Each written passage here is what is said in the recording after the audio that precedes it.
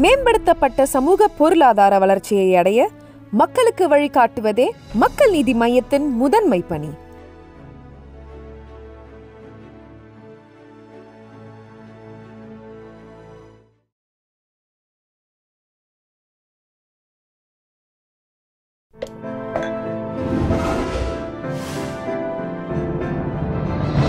Chai with Chitra.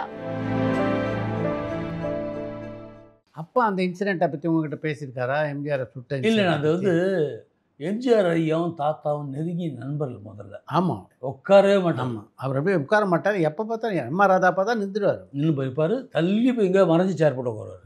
சிவஜெயா இங்கே நம்ம கம்பெனிலே வளர்ந்தவர். ஆமாம், அவர் எப்படி இருக்கலாம், எம்ஜிஆர் இருக்கணும் அவசியம் இல்லை.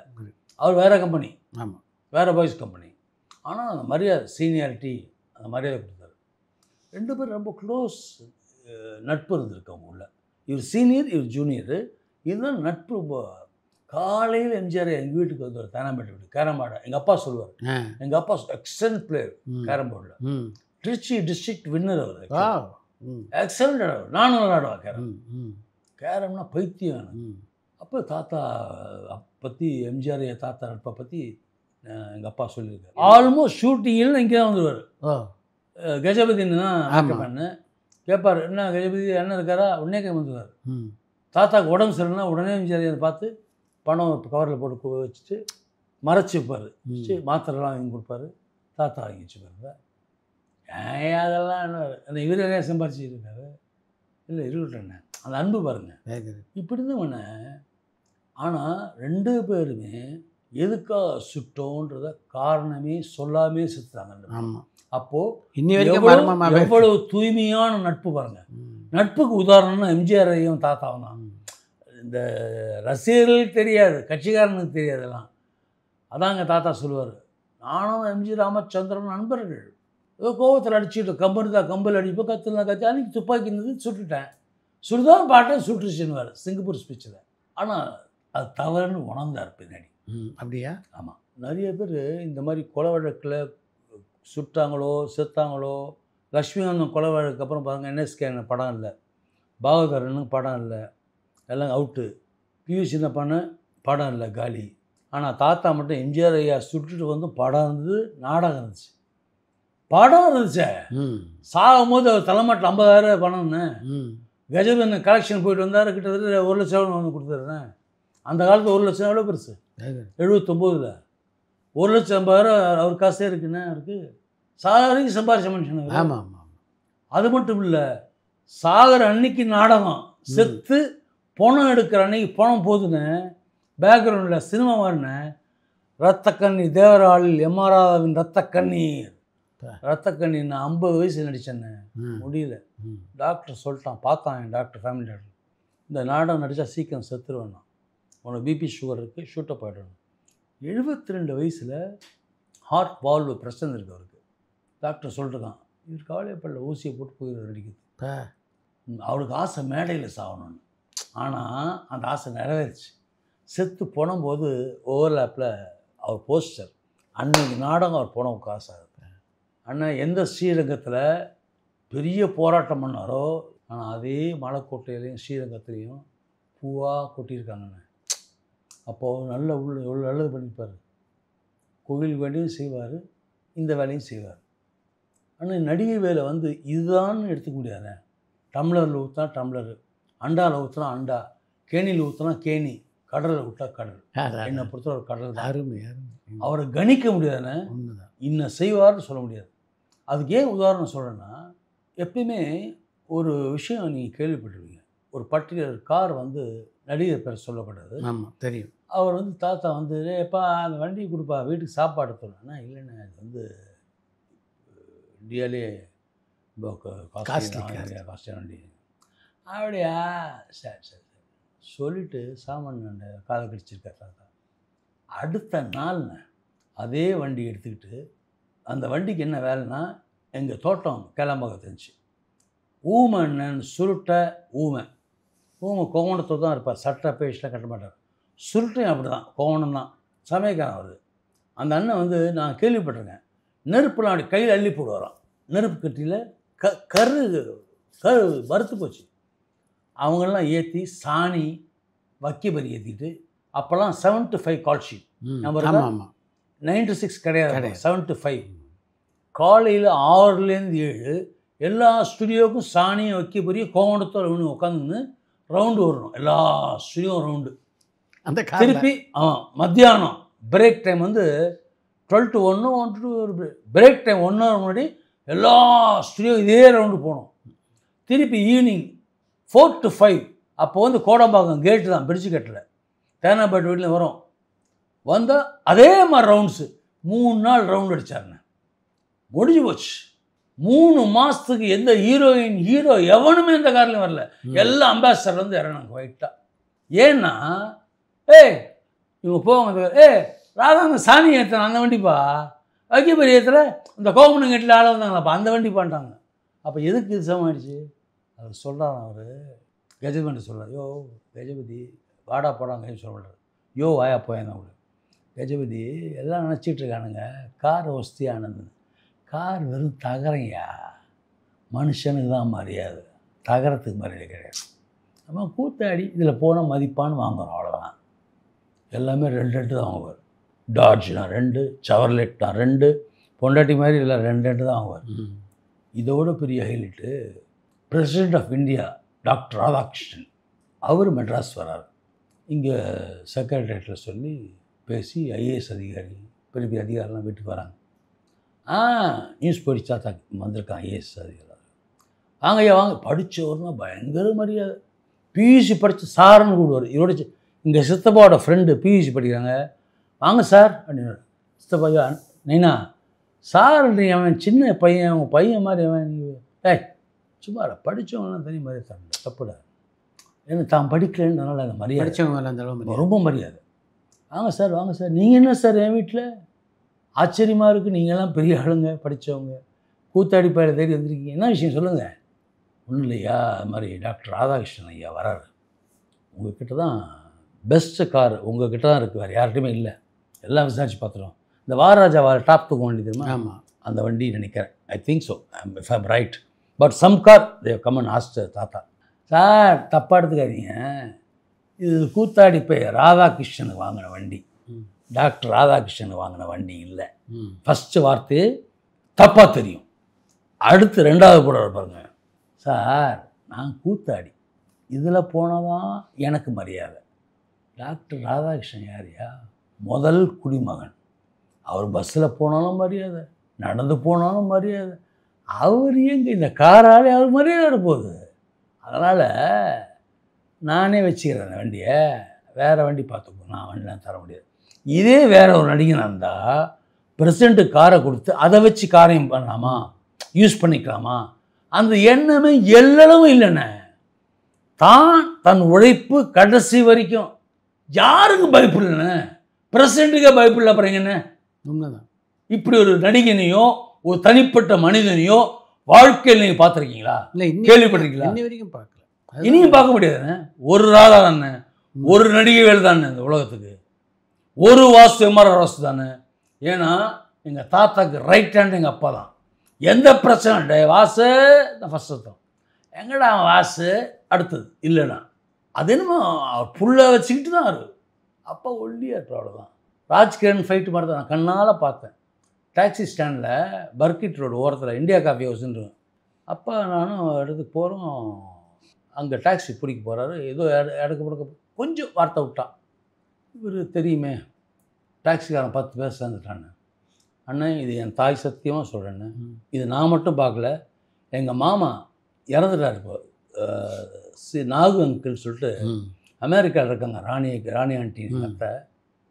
அவங்க வந்து எங்கள் அப்பாவுக்கு தங்கச்சி, ராதாகிருஷ்ணப்பாக்கு அக்கா, எங்கள் அப்பாவுக்கு தங்கச்சி தான், ராதாகிருஷ்ணப்பா அக்கா. அவங்க வீட்டுக்கார் இருக்கார்ல எங்கள் மாமா நாகபாவா, அவர் பஸ்ஸில் தான் போவார் இன்ஜினியரிங் அண்ணா யூனிவர்சிட்டி போகிறதுக்கு. அப்போ அந்த வழியாக தான் போவாங்களாம் பஸ்ஸு.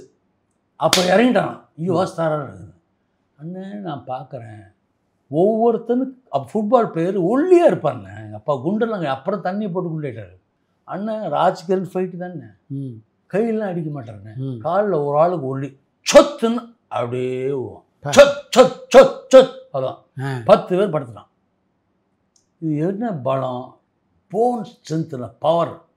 அவர் செத்தவன் எலும்பு திருடி வச்சிட்டேன் நான் வீட்டில், யாரும் தெரியாமல், தப்பாக வைக்கக்கூடாதுன்னு தெரியாது. எவ்வளோ பெரிய எலும்புண்ணே, எவ்வளோ பெரிய ஸ்ட்ரக்சர். ஐயோ யானை போலன்னு அந்த ஆளுக்கு. நடிகைகளோட முழு தைரியம். ஆதார இஸ்தப்ப சொன்ன வார்த்தை, எங்களுக்கெல்லாம் இல்லைடா, வாசனுக்கு மட்டும்தான்டா அந்த தீரம் இருந்துச்சு. அதை நான் கண்ணால் பார்த்தேங்க.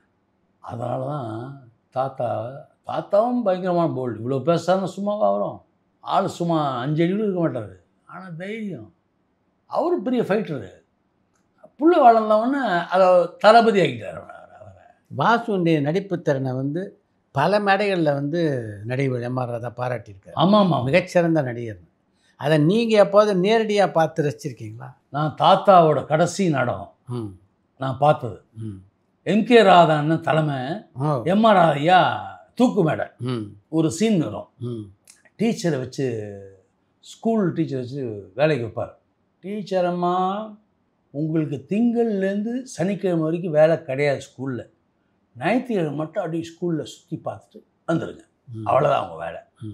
ஏன்னா உடம்புல அழட்டிக்கூடாதுமா, பார்க்க லட்சணமாக இருக்கீங்க, போகிறீங்க வரீங்க, நீங்கள் நடந்துக்கிற மாதிரி சம்பளம் ஏறும், மக்கார் பண்ணால் குறையும் அப்படின்னு சொல்கிறேன்.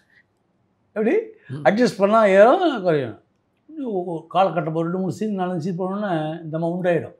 உண்டானோடனே குழந்தை பிறந்துடும். குழந்தை பொம்மை குழந்தை வச்சு வரும். எங்கள் அப்பாவுக்கு வச்ச சீன் இது. நான் ஒன்று பிடிக்காத, நான் வாரிசன் கொண்டு காட்டுறியா, குழந்தையாடிது, என் குழந்தையாது பாரு, சத்தத்தை பாரு, என் புள்ள குரலை ஒவ்வொரு தேட்டர்லையும் ஒலிக்குது, போய் பாருடி, அதான்டி என் புள்ள. எங்கள் அப்பா சொல்கிறேன். அந்த கட்ட குரல் எங்கள் அப்பாவுக்கு ஒரிஜினல்.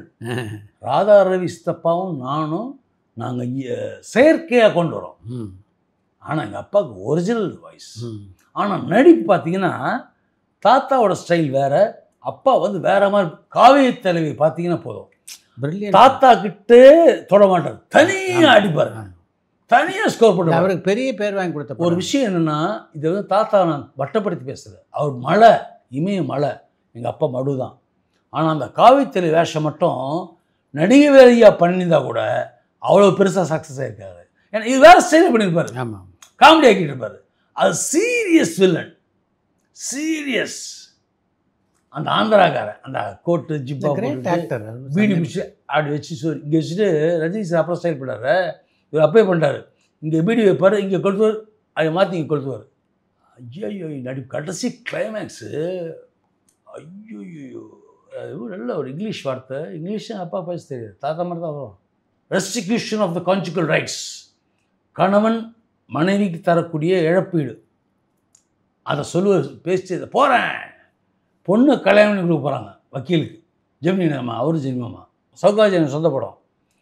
இன்னொரு ஜெமினி மாமாவும் அவள் லவ்வில் இருப்பாங்க, பிரிச்சுடுவாங்க. ஆமாம். ஆனால் இவருக்கு பிறந்த என்னம்மா பிறந்த குழந்தை, அதுவும் சௌகாஜானியம்மா, அது ஒருத்தங்க லவ் பண்ணுவோம், அது ஜெமினி மாமான்னு தெரியல எனக்கு. அந்த இடத்துக்கு போகிறேன்னு வரும், அங்கே போகிறேன், நீ யார், கொலுசு கட்டி ஆடினது எல்லாம் சொல்கிறேன், பணம் கொடுக்க இல்லையா, அதுன்னு சொல்லு. சூப்பர் சீன் வரும். பணம் கொடுப்பா, கையில் கொடுக்காத, கீழே போடு, பொறுக்கிக்கிறேன். அது அப்படியே பழக்கமாயிடுச்சு.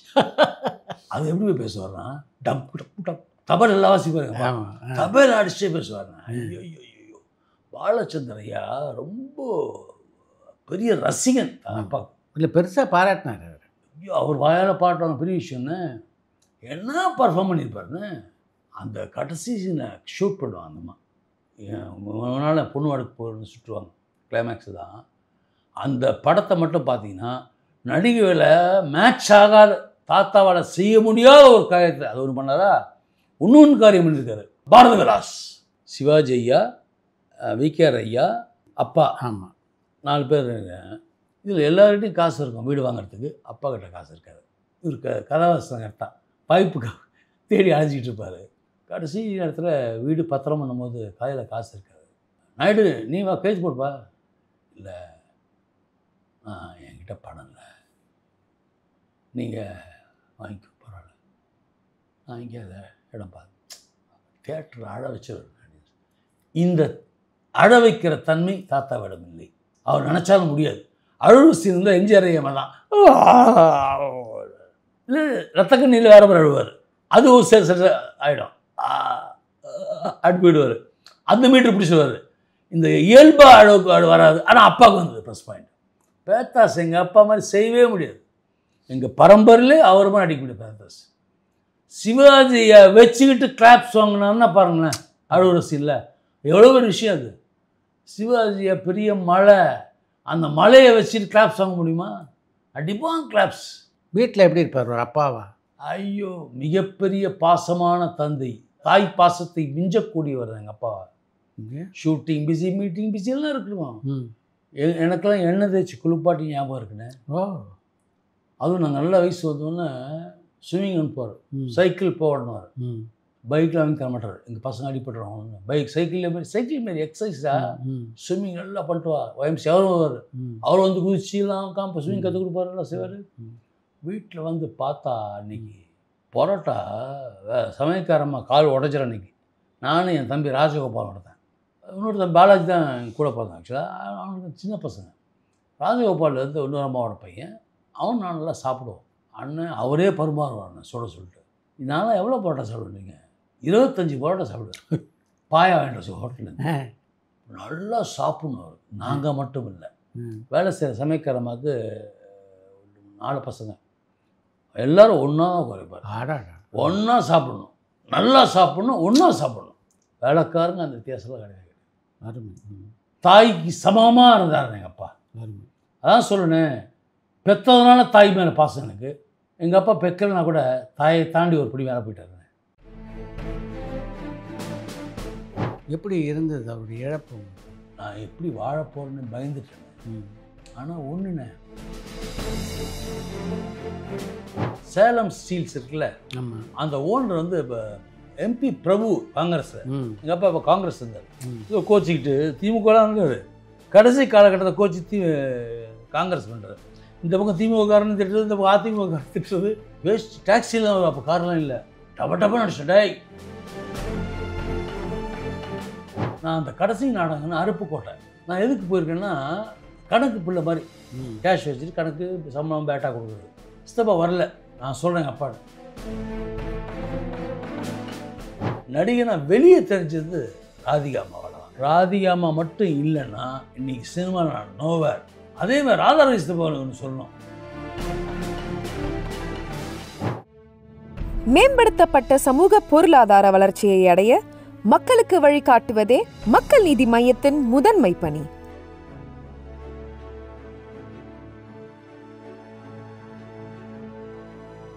பரபரப்பான சினிமா செய்திகள், நட்சத்திரங்களின் பேட்டிகள், சினிமா வரலாறு ஆகியவற்றை பார்க்கவும் படிக்கவும் உங்களுக்கான இணையதளம் touringtalkies.co.